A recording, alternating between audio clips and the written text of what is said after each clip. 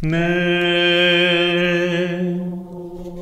ο υπερυψούμενος των Πατέρων Κύριος την φλόγα κατέσβεσε τους πέδας εδρώσισε συμφώνος μελωδούντας ο Θεός ευλογητός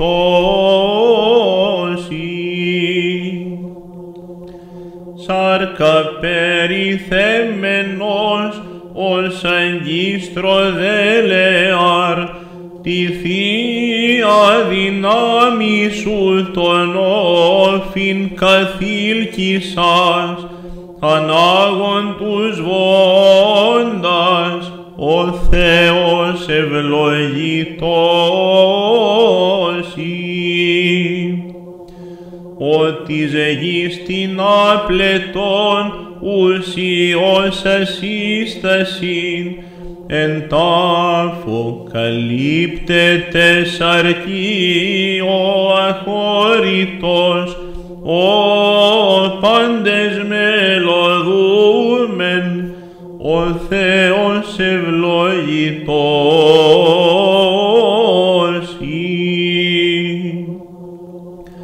μίαν μεν υπόστασιν ενδυσίτες φύσεσιν πανάμω μετέτο καστεών σωματούμενον ο πάντες μελωδούμεν ο Θεός ευλογητός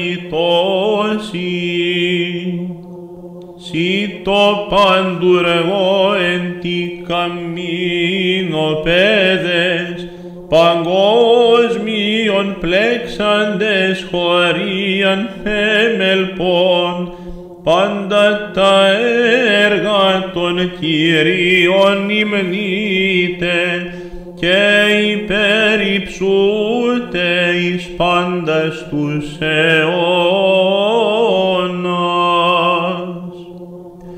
Σύ το θέλητον του σωτηρίου πάθους απίφξω ποτήριον ως περ αγούλητον δύο θελήσεις δυσίγερ καταλήλες φέριστες ουσίες Χριστέ εις τους αιώνας.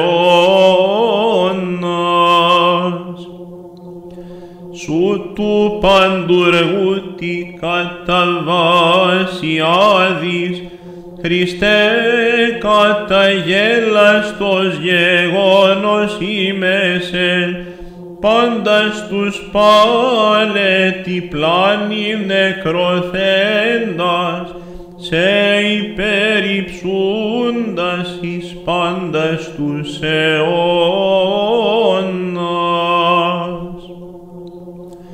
Σε την υπερνούν θεανδρικός το λόγο τεκούσαν των Κύριων και παρθενεύουσαν πάντα τα έργα παρθένευ ευλογούμεν και υπερυψούμεν εις πάντας τους αιώνας. Ισαΐα χόρευε η παρθένος έσχενεν γαστρή και έτεκενιον τον Εμμανουήλ Θεόντε και άνθρωπον Ανατολή όνομα αυτό ον μεγαλύνοντες την παρθένον μακαρίζομεν.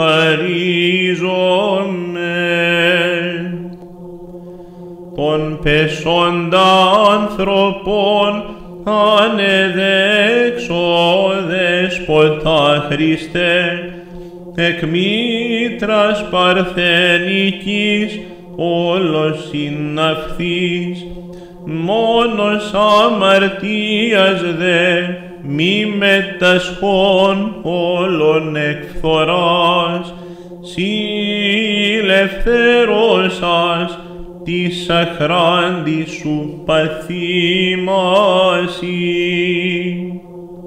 Θεωρεί το αίματι και νοθέντη δέσποτα Χριστέ, εξής αχράντου πλευράς και ζώπιου, θυσία μεν πέπαυτε ειδωλική, πάσα δε η γη σου της ενέσεως, την θυσίαν αναφέρομεν.